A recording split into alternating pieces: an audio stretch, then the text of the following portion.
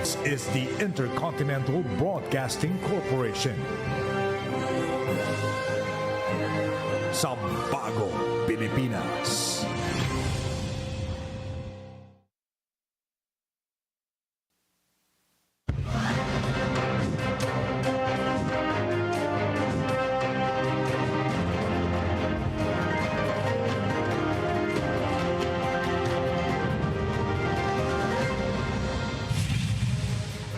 Good evening. This is 13 News. Let's get into the headlines right now.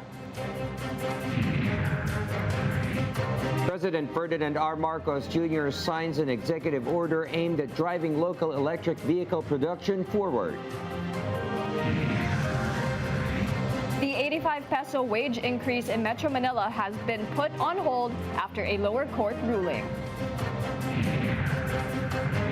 Senators grilled power players and distributors during today's Senate hearing on system loss charges. President Marcos Jr. vows to continue to bolster the armed forces of the Philippines during his visit to Tarlac. And in news abroad, Hawaii's Kilauea volcano erupts again. All these and more here on 13 News. We begin tonight with this news affecting millions of workers. The 85 pesos daily minimum wage increase in Metro Manila has been put on hold. This after a lower court issued a status quo ante-order. Labor Secretary Francis Tolentino said that while the ruling of the Pasig Regional Trial Court was disappointing, the agency will comply. Last July 25, the 60 peso first tranche of the wage was implemented, while the remaining 20 pesos was hiked originally set for January 2027. And in another big story, tempers flared at the Senate as Energy Committee Chair Erwin Tulfo blasted power distributors during the hearing on system loss charges. Senators questioned why consumers continue to shoulder costs from electricity losses, with Tulfo slamming power distributors for passing the burden to households. IBC correspondent Daniel Malalastas has more on this Senate hearing. Sa tao, pass on, puro pass on. Lahat na lang pinapass on. Napakagandang negosyo pala nito. Hindi ko naisip sana, nagtayo lang ako ng electric company din. Senate Energy Committee Chairperson Erwin Tulfo erupted in anger during the hearing on system loss charges, an issue that was one of the highlights in President Ferdinand R. Marcos Jr.'s fifth SONA. Senators questioned why consumers shoulder these costs. Bakit hinayaan nyo ang mga distribution companies na singilin kaming taong bayan na hindi naman namin kasalanan? Nangunguna na ang Pilipinas sa buong ASEAN sa pinakamahal na residential electricity rate. Kung hindi na naghahabol ng mga nagja-jumper, mga nag-illegal connection, kasi nga po, nababawi na yata dahil sa system loss. Ito pong pagkakaroon natin ng system loss cap ay nagsimula at nababatay doon sa Anti-Pilferage Act. Mapababa ng mapababa yung gastusin relating to pilferage. Meralco, the country's largest power distributor, was present in the hearing and explained its formula for system loss. Feeder loss cap na inimpose ng regulasyon ay nasa 5.5%. So ang Meralco po ay ang total system loss cap namin or feeder loss cap namin ay 4.22% as of 2025. So mababa ho kami kaysa doon sa feeder loss cap na sinet ng ERC. At malaki naman po yung gagastusin namin na operational expenses at saka capital expenditure, no, na siya naman po ang kakarga na naman doon sa taripa.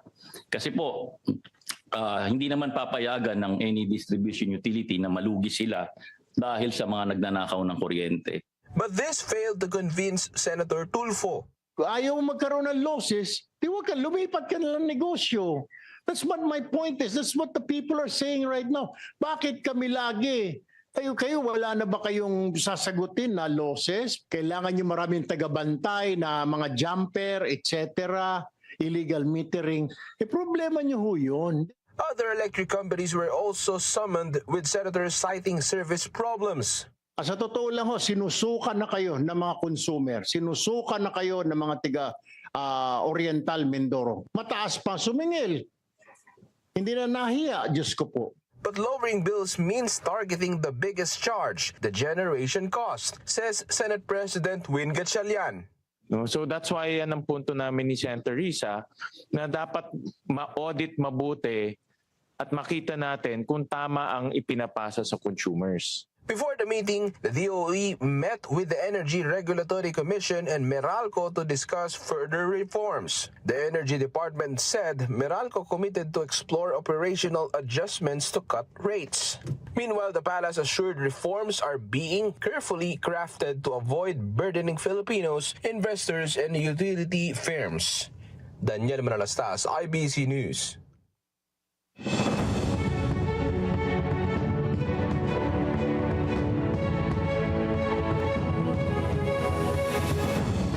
The palace has confirmed that President Ferdinand R. Marcos Jr. has authorized the Bureau of Internal Revenue, or BIR, to submit the tax records of Vice President Sara Duterte and her husband, Attorney Manasseh Carpio, to the Senate Impeachment Court. Furthermore, the palace slams the Vice President's remarks, branding the ICC as a lapdog of President Marcos. IBC correspondent Harley Valbuena has the full story.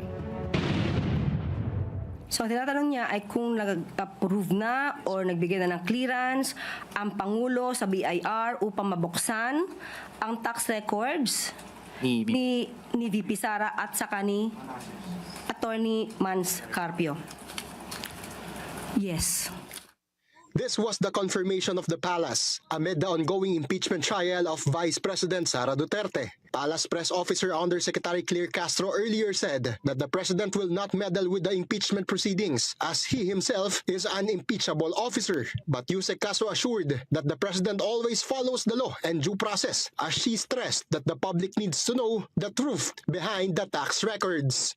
But hinihingi po ito ngayon na pagkakataon. At yun po ang sinasabi ng mga nasa Senado. Yan po ang hiniling. Kahit na po si Senator Lacson, yan din po ang ating nadinig. Hindi po magiging hadlang si Pangulong Marcos Jr. sa paglabas ng katotohanan. BIR Commissioner Charlito Mendoza also confirmed that they have already received the authority from the president without divulging further details. Boxes of documents including other financial documents of VP Sara and her husband Attorney Mans Carpio are already at the Senate. This was first subpoenaed by the Senate Impeachment Court for the impeachment trial. Also received by the upper chamber were other bank documents. We really want to find out, the senator judges wants to find out na kailan ba nag-umpisa ito yung kanyang wealth. The palace insisted that the move of the president was not politically motivated. Meanwhile, the palace tags as baseless, useless, and nonsense the allegations of VP Sara, saying the International Criminal Court serves as lapdog of President Marcos Jr. and former Senator Antonio Trillanes IV. The palace said the crimes against humanity against former President Rodrigo Duterte was filed way back 2017 when President Marcos Jr. was just a private and ordinary citizen. Yusek Castro added that the Vice President is simply saddened by the fact that ICC is an impartial court that cannot be swayed by influence or intimidation. Harley Valbuena, IBC News.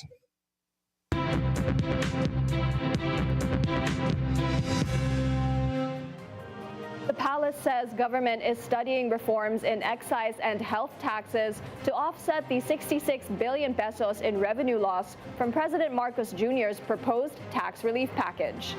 The Department of Finance is evaluating measures to recover losses while keeping the investment climate attractive.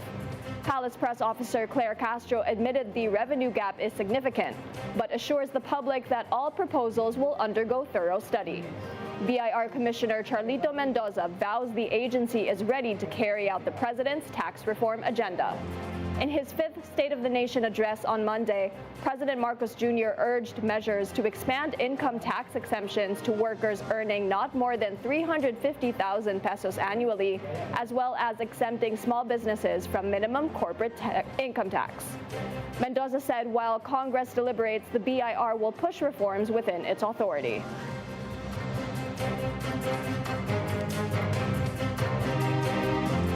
President Ferdinand R. Marcos Jr. today signed Executive Order Number 121, also known as the Electric Vehicle Incentive Strategy or EVIS program. But what does this mean for the country and Filipino consumers? The EVIS program is designed to make the Philippines more attractive to global electric vehicle manufacturers. Instead of importing more electric vehicles or EVs, the government wants more of them to be built here along with their parts and components, making the country a regional EV manufacturing hub. To achieve this, the government will offer performance-based fiscal incentives to companies that invest in local EV manufacturing. However, these incentives are not automatic. Companies must invest at least 5 billion pesos, produce a minimum of 10,000 electric vehicles, and begin selling them locally or exporting them within 3 years. The government has set a 60 billion peso cap for the entire program, with each approved EV model eligible for up to 15 billion pesos in incentives and tax incentives for up to 10 years. The program aims to strengthen the country's manufacturing sector, create higher skilled jobs, expand export opportunities, and support the country's shift to cleaner transportation. The drainage system in España, Manila is set to be repaired in September. This following complaints of residents about the distress caused by high floodwaters in the area during the rainy season. Let's hear the full report from IBC News correspondent Victor Liantino. Major traffic delays are looming over España Boulevard in Manila starting this September. This as the Department of Public Works and Highways is set to construct 4 new drainage crossings simultaneously across Extremadura Street, M. de la Fuente Street, and 2 sites along A.H. Lacson Avenue. It is a long overdue sacrifice aimed at replacing infrastructure that DPWH admits has remained largely untouched since the post-World War II era.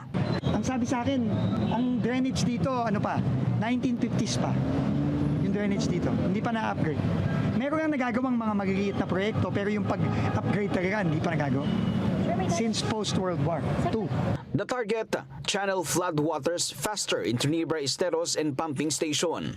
However, because the projects will be executed all at once, authorities are warning the public to expect severe gridlocks over the coming months. Kaya lamang ipinagpapauna ko na sa mga dumadako sa Maynila sa mga darating na linggo, medyo magkakaroon ng abala sa kalsada ng Espanya. Lahat ng yon sabay-sabay nating gagawin. Hihingi tayo po ng paumanhin muna sa ating mga kababayan. Despite the impending traffic headache, vendors and residents say the temporary inconvenience is a price worth paying. For years, waist-deep floodwaters have crippled businesses and ruined merchandise along the thoroughfare. Ay di maganda, salamat, hindi na kami babahin dito. Ang paninda ko kasi, kagaya niyan, dyaryo. Minsan, nababasa, kailangan namin takpan. Sana nga matuloy yung nila na paganahin. Maraming salamat po sa pagtugon sa amin ngayon sa pagbaha.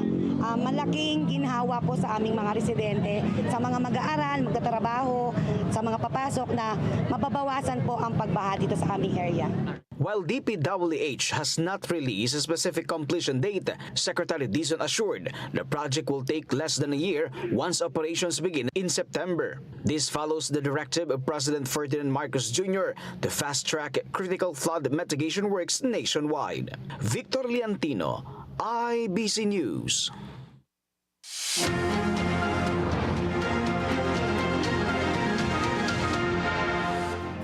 Another low-pressure area has formed east of Eastern Visayas, outside the Philippine Area of Responsibility, or PAR. According to Pag-asa, it is likely to remain outside PAR until it melts or dissipates. But its trough is affecting some parts of the Visayas and Mindanao. So expect cloudy skies with scattered rains and thunderstorms over Eastern Visayas, Northern Mindanao, Caraga, and Davao region. The easterlies will still bring cloudy skies with rains over Cagayan Valley and the Cordillera Administrative Region. Meanwhile, the previous LPA that brought rains over Luzon has dissipated. And the good news is, it helped raise the water level in Angat Dam in Bulacan. As of 8 a.m. today, the reservoir level rose to 154.33 meters. That is 3.5 meters up from yesterday's 150.85. But more rains are still needed for it to go back to its normal level of 210 meters. Meanwhile, here is a 3-day weather outlook so you can plan your days ahead. As you can see in Metro Manila, on July 31, the temperatures will range from 25 to 33 degrees Celsius. On August 1, it will be ranging relatively the same, 25 to 33 degrees Celsius, as well as August 2.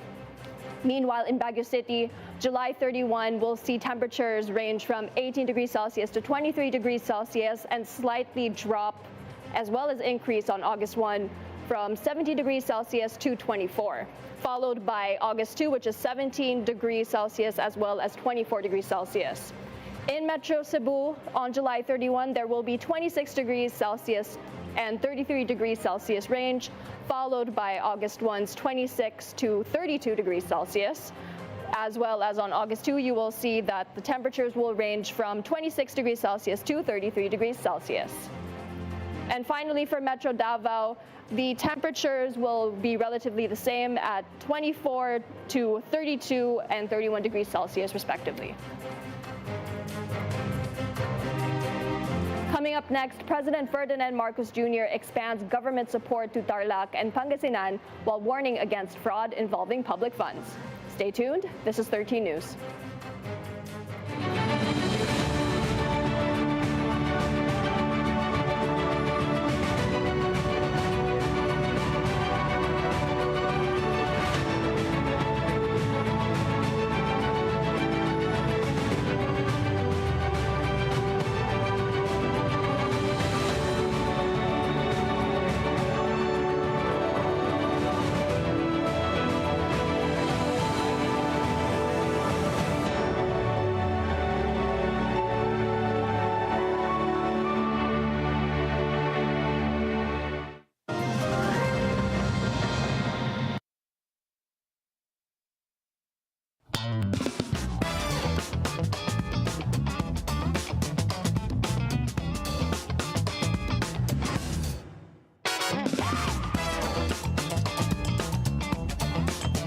Flavors worth craving. Stories made to inspire. Restaurant every Friday at 4 p.m. on IBC 13.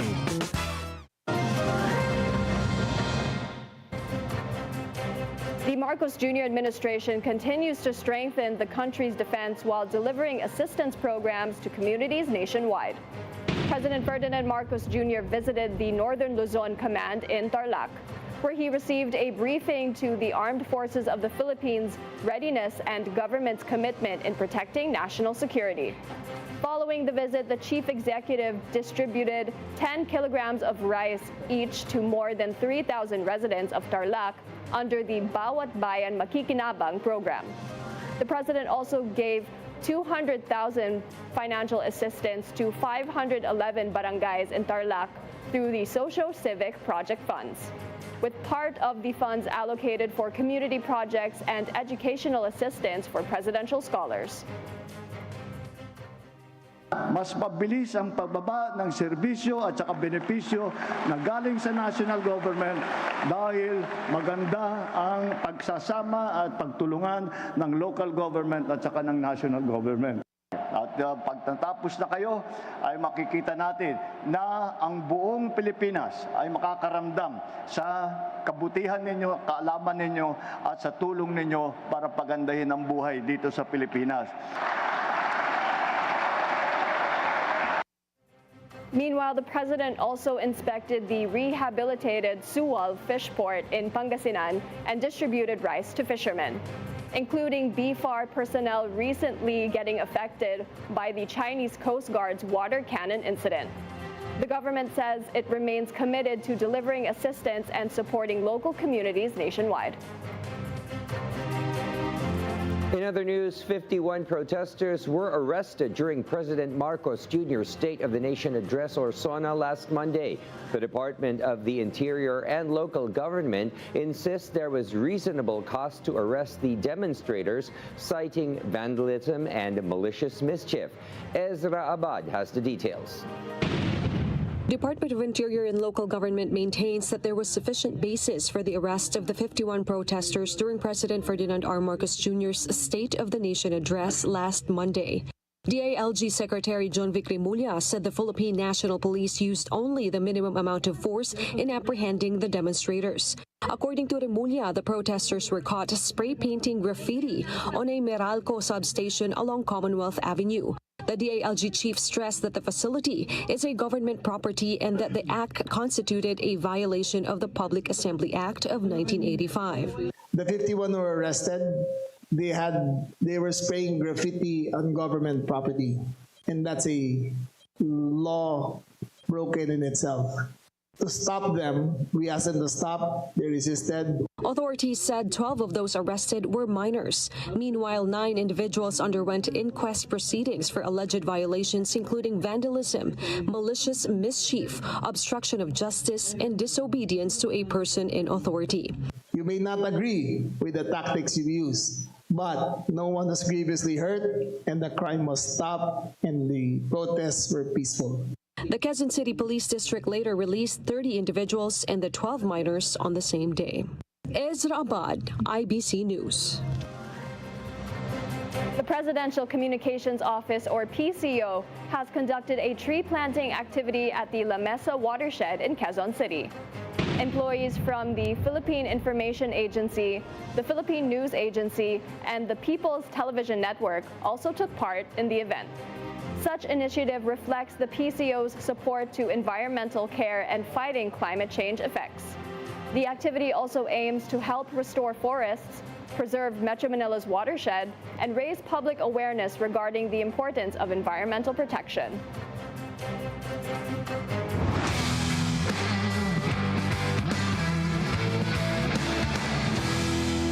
Filipina tennis star Alex Ayala achieves another career milestone after advancing to the quarterfinals of the Mubadala DC Open with a straight set victory over defending champion Leila Fernandez. Ayala slammed Fernandez with a score of 6-2 and 7-6. The victory marked the second time Ayala has defeated a defending champion following her win over Iga Swiatek at the Wimbledon Championships. She will next face either Polina Kudermetova or world number 10 Elina Svitolina in the quarterfinals on August 1.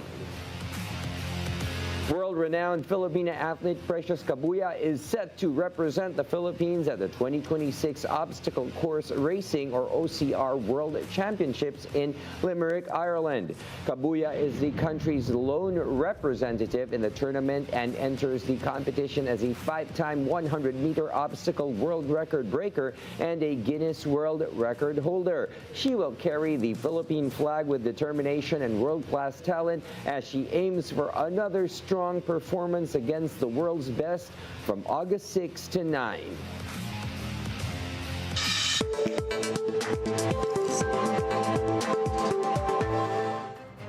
Hollywood actor Jared Leto has denied allegations of sexual offenses and misconduct made by 10 women.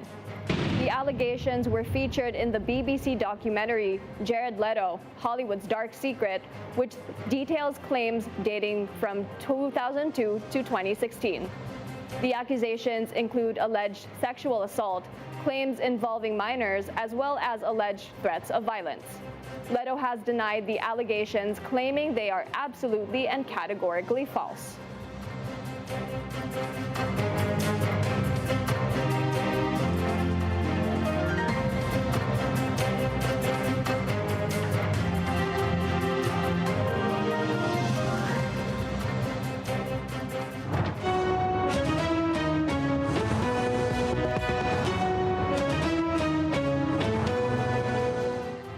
International news, Kilauea volcano in Hawaii has erupted once again. Meanwhile, Japan continues search and rescue operations with K9 units assisting rescuers. Let's have more of these developments with CJ Reyes. Kilauea volcano in Hawaii, one of the world's most active volcanoes, has erupted for the 52nd time since December 2024. The U.S. Geological Survey said the eruption lasted for about 7.5 hours on July 28, with lava from the north vent shooting as high as 500 feet into the air. The eruption also sent a plume of ash and volcanic gases up to 5,800 meters above sea level. In Japan, authorities continue intensive search and rescue efforts following Tuesday's powerful earthquake in Kumamoto Prefecture. With the death toll now at 28, rescuers are working around the clock to locate and recover victims. Police dogs have been deployed alongside rescue teams to search for people trapped under the rubble. Search operations at the collapsed shopping mall remain challenging due to thick dust and unstable debris. Meanwhile, Pope Leo XIV attended the Canticle of Peace concert in Rome, where Italian tenor Andrea Bocelli led a children's choir.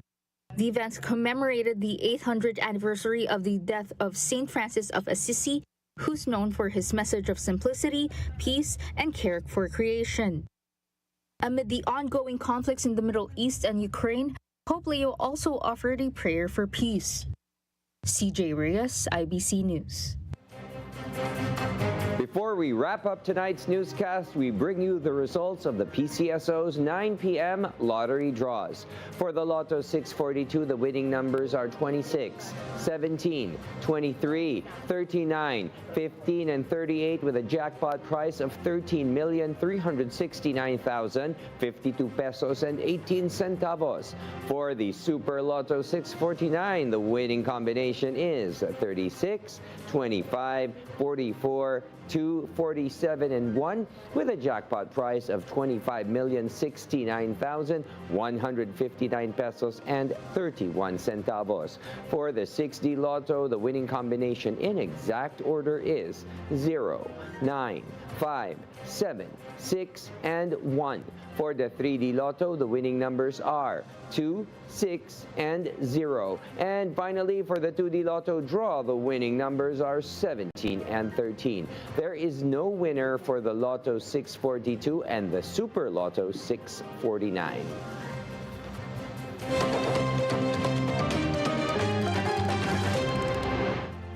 Filipino Pride shines tomorrow, July 31st. This as P-Pop King's SB19 is set to make a historic performance at Lollapalooza in Chicago. Fans will also set up a special watch party. Before this, SB19 member Josh Cullen threw the ceremonial first pitch at a baseball game in Chicago. That's really exciting. I didn't know that SB19 and baseball could, marry together. Of course, right. Okay. By the way, William, the Miss Supranational 2026 is set to crown its new queen. Ahead of the coronation night, our very own Katrina Legado wore a Gumamela-inspired gown during the national costume segment. She is eyeing to bring home the country's second Miss Supranational crown. The coronation night is scheduled tomorrow in Poland time or 2 a.m. Philippine time. Oh, this is exciting. Many things going on this week, and we wish them the best of luck. Yes, good luck, ladies. Yes. Good luck, Katrina. And those were the latest from the IBC Newsroom this evening. We'll continue to monitor the stories that matter and give you updates as they develop. I'm Angela C. And I am William Thio. This is 13 News. Thank you for watching. Good night, everyone.